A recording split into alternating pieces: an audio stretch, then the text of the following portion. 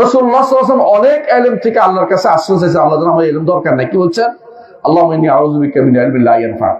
আল্লাহ, আমি এমন ইলম থেকে আপনার কাছে আশ্রয় চাই যে ইলমে কোনো উপকার দেয় না।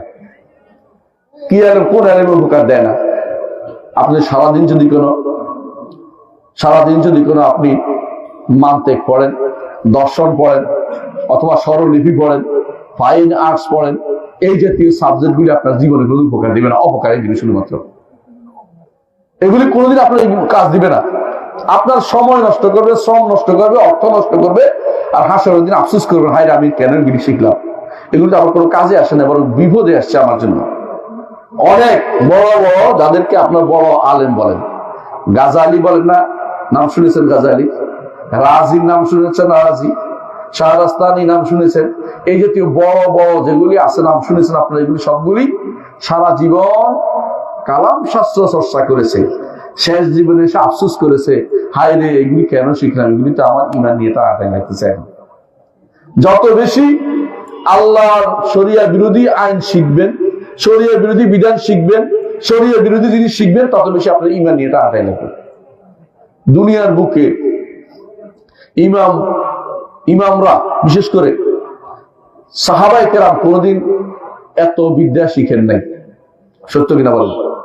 সাহাবায়ে কেরামের সময় কি আপনার ইউনিভার্সিটি যে সমস্ত সাবজেক্ট আছে এগুলি ছিল? এগুলি শিখার দরকার লাগে গেল কেন আমাদের? আপনি ইউরোপ আমেরিকা যান, দেখবেন যে এরা এগুলি শিখতেছে না। আপনাকে তাদের দাস বানানোর জন্য, সেবাদার বানানোর জন্য এতগুলি বিদ্যা শিক্ষা দিচ্ছে, যাতে করে আপনি চিন্তা চেতনায় তাদের অনুসারী হয়ে যান। চিন্তা চেতনা আপনি হবেন তাদের একটা দাস।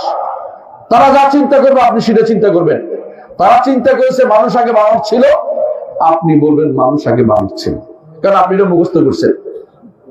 তারা চিন্তা করেছে মানুষ আগে ব্যাঙ্গাসি ছিল, পানিতে ছিল, লাফ দিয়ে উঠছে উপরে, আপনি চিন্তা করছেন কি হ্যাঁ ব্যাঙ্গাসি ছিল। মানুষ তারা আগে চিন্তা করেছে গণতান্ত্রিক জীবন ছাড়া পৃথিবীতে আর কোনো শান্তি আসতে পারে না, আপনি লাফ দিয়ে এইটাই ঠিক বলেছে, এটা ছাড়া তো শান্তি আসার কোনো সুযোগ নেই। আপনাকে সেভাবেই মাইন্ডটাকে আপনার সেট করে দিচ্ছে, আপনি অন্য চিন্তা করার কোনো সুযোগ আপনি পান নাই। এভাবে এই যে জ্ঞান, যেটা যে এলেম অর্জন করতে হবে, এলেমটা শুদ্ধ আপনার আসে নাই। দুনিয়ার জ্ঞান এটা উদ্দেশ্য না। যেই জ্ঞান অর্জন করলে আল্লাহ তাআলা ফেরেশতা দিয়ে ডানা বিছিয়ে দিবেন, এখানে এটা দুনিয়ার জ্ঞান নয়। এটা দুনিয়ার জ্ঞান নয়। দুনিয়ার জ্ঞান সম্পর্কে আল্লাহ তাআলা বলে দিয়েছেন, ইয়ালামুনা যাহিরাম মিনাল হায়াতিদ দুনিয়া ওয়া হুম আনিল আখিরাতি হুম গাফিলুন। দুনিয়ার জীবনের প্রকাশ্য জিনিসটা তারা ভালোই জানে, আখিরাত সম্পর্কে তারা গাফেল। তাহলে আপনাকে ওই ইলমটা অর্জন করতে হবে যে ইলম অর্জন করলে আপনি হাসরের দিন শুধু পড়বেন আর উপরের দিকে উঠবেন। আপনার মর্যাদা হবে সেখানে যেখানে পড়া শেষ হবে। এই যে ছাত্র তিনজন আপনাদের আজকে কি নিল, দিস্তার বন্দী নিল বা পাগড়ি নিল, এই ইলমটা হাসরের দিন তাকে কোথায় উঠাবে আপনি জানেন? মুহাম্মদ রাসূলুল্লাহ সাল্লাল্লাহু আলাইহি ওয়াসাল্লাম বলেছেন, সেদিন তাকে বলা হবে, কোরআনের যে হাফেজ তাকে বলা হবে, পড়ো এবং উপরে উঠতে থাকো। যেখানে তোমার পড়া শেষ হবে সেখানে তোমার মর্যাদা নির্ধারিত হবে। এই ইলমের কারণে আপনার মর্যাদা নবীদের কাতারে চলে যাচ্ছে। কেন? নবীদের কাতারে কোথায়? আল্লাহ সাক্ষী দেওয়ার ক্ষেত্রে শাহিদাল্লাহু আন্নাহু লা ইলাহা ইল্লা হুয়াল মালায়েকাতু ওয়া উলুল ইলমি কায়িমান বিল কিসত। আল্লাহ সাক্ষী দিচ্ছেন, ফেরেশতারা সাক্ষী দিবেন, আলেমরা সাক্ষী দিবেন। কি জন্য? লা ইলাহা ইল্লাল্লাহ সাক্ষী দিবে। আলেমরা এই কাতারে আসছে কেন? তারা এইটার অর্থ জানে, লাইলের অর্থ জানে। আর যে ব্যক্তি বায়োলজি, কেমিস্ট্রি অথবা লিখতে জানে, আমি অস্বীকার দুনিয়াতে আপনি বোকার করবে, কিন্তু এই কাতারে উঠতে পারবে না যে ইলমটা তার জন্য রয়েছে। যে ইলমটা অর্জন করলে ফেরেশতারা ডানা বিছিয়ে দেয়, সেই জায়গায় পৌঁছতে পারবে না। যে ইলমটা অর্জন করলে মাছ তার পানি থেকে আপনার জন্য দোয়া করে, পিঁপড়া আপনার জন্য গর্ত থেকে দোয়া করে, এবং যে ইলমটা অর্জন করলে আপনার জন্য ফেরেশতারা দোয়া করে, সেই ইলমটা হচ্ছে দ্বীনের আইন, কোরআন এবং সুন্নাহর আইন, নিরেট কোরআন সুন্নাহর আইন। এর বেশি ইলম যেটাই অর্জন করতে যাবেন এটার উপর আপনার আঘাত আসবে, কারণ সময় নির্ধারিত। এই সময় আপনি কোনটা শিখবেন আপনি আগে দেখেন। আপনাদের এই প্রতিষ্ঠানগুলো তাকওয়াতুল ঈমান ইসলাম মাদ্রাসা, আমি একটু আগে বলছিলাম একজনকে যে এই মাদ্রাসায় যে 350 ছাত্র আলহামদুলিল্লাহ আছে, এই 350 যদি কোনো গাজীপুরে বের হয়, সত্যিকার এলেম অর্জন করে আমার আর কষ্ট বেঁচে গেছি আমি, আলহামদুলিল্লাহ। কেন? এরাই তখন মানুষদেরকে দেখলে সুন্দর করে দাওয়াতের কথা বলবে, দ্বীনের কথা বলবে, ঈমানের কথা বলবে, ভুল হলে শুদ্ধ করে দিবে। এটা কিন্তু এলমের, সঠিক এলমের দরকার, বিশুদ্ধ এলমের দরকার। আমাদের সমস্যা হচ্ছে বিশুদ্ধ এলমের অধিকারী না। এলেম নাই আমি বলবো না, এলেম আছে। এক একজনে বিশাল বিশাল গ্রন্থ লিখে বলে বিষয়ে আলোচনা করতে পারে। আলোচনা করতে গেলে আপনাদের কাছে মাশাআল্লাহ, আপনারা তো পাগল হয়ে যান যে এদের কথা শুনতে হবে। এরকম লোকের কাছে আপনারা মাশাআল্লাহ বাঁশির স্বরে, কেউ বলে যে তুতি জবান জবান তোতার মতো সে বলতে পারে, কেউ বলে যে তার স্বর যেন এক একটা বাঁশি ইত্যাদি শোনার জন্য আসেন। কিন্তু এলেম কিন্তু এগুলির নাম নয়। এলেম হচ্ছে আল ইলমু মা ক্বালা ফি হাদাসানা ওয়া মা গায়র যালিকা ওয়াসওয়াসুশ শায়াতিন। এলেম হচ্ছে ওটা যেখানে হাদাসানা বলা হবে, আমার নবী হাদিস বর্ণনা করেছেন, আমার নবী বলেছেন, আমার প্রিয় মানুষ বলেছেন, তিনি হচ্ছেন মুহাম্মদুর রাসূলুল্লাহ সাল্লাল্লাহু আলাইহি ওয়াসাল্লাম। তার বাণী দিয়ে যা প্রতিষ্ঠিত হবে সেটাই হচ্ছে ইলম।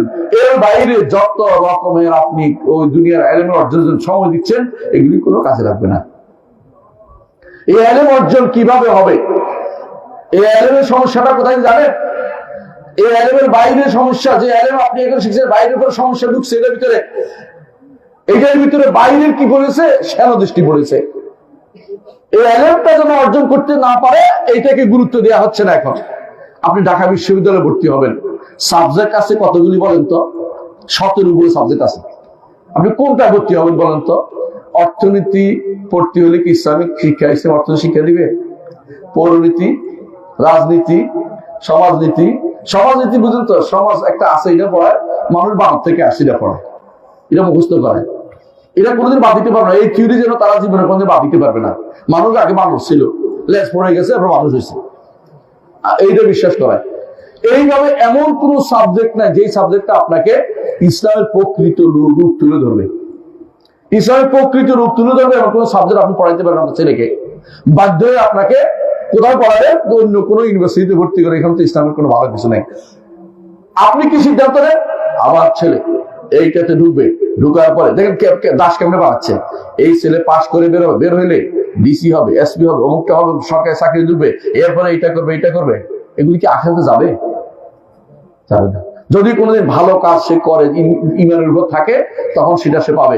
আর যদি কোনো দুনিয়ার খাদে হয়ে দুনিয়াতে ভরাই হচ্ছে খাদ্য দিয়ে, আখেরাতে কিছুই যাবে না। কারণ দুনিয়ার খাদেম হওয়া উদ্দেশ্য না, আপনার দিনের খাদেম হতে হবে আপনাকে। আপনার সন্তান যেটা সূরা ফাতিহা শিখেছে ভালো করে, যেটা হাফজ করেছে, যেটা দিনের কথা বলছে, ওই সন্তান আপনারও কাজে লাগবে। সম্পদ হয়ে গেছে ওই সন্তান, ওই সন্তান সম্পদ হবে, কারণ তারা সঠিক এলেমটা শিখেছে।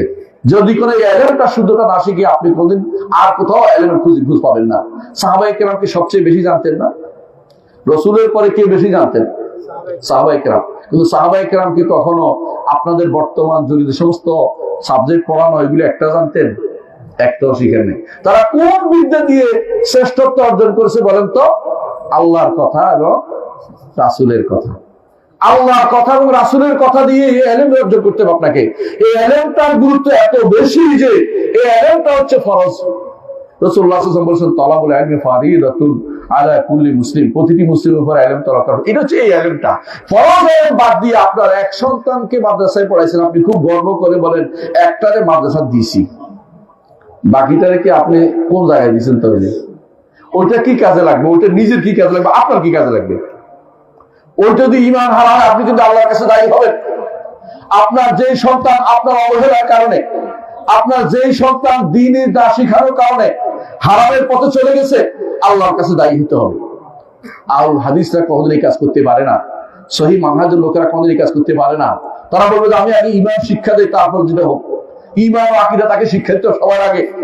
তাকে ঈমান আকীদা শিক্ষা দিতে হলে আপনাকে সহিহ ইলমের ধারক দায়িত্ব হবে। ঈমান আকীদা কোথায় পাওয়া যায়? ঈমান আকীদা শুধু কোরআন এবং সুন্নাতে পাওয়া যায়, কোথাও পাওয়া যায় না। কোরআন এবং সুন্নাহর বাইরে কোনো ঈমান আকীদা নেই।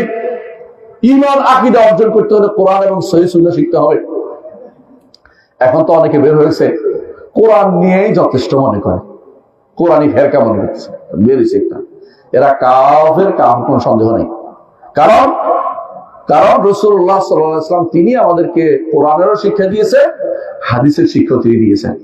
যদি হাদিস না মানা হয় সালাত আদায় করতে পারবেন না, হাদিস না মানে যাকাত দিতে পারবেন না, হাদিস না মানে সওম আদায় পালন করতে পারবেন না, হাদিস না পালন না করলে আপনি হজ করতে পারবেন না।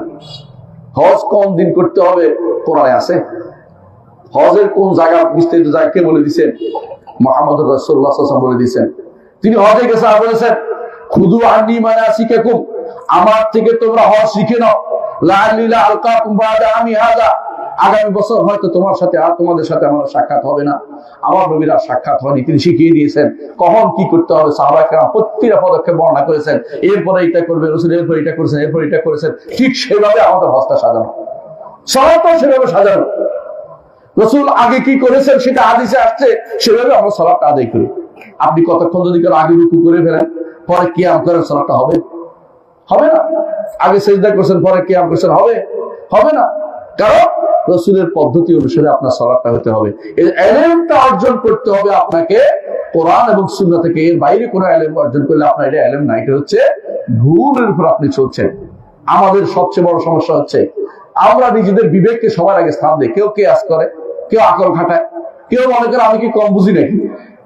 এটা হচ্ছে ইলমের ক্ষেত্রে বিভ্রান্তি হচ্ছে। এটা আপনাকে প্রতিটা কথায় ফিরে আসতে হবে আল্লাহর দিকে এবং রাসূলের দিকে। আল্লাহ কি বলছেন, রাসূল কি বলেছেন।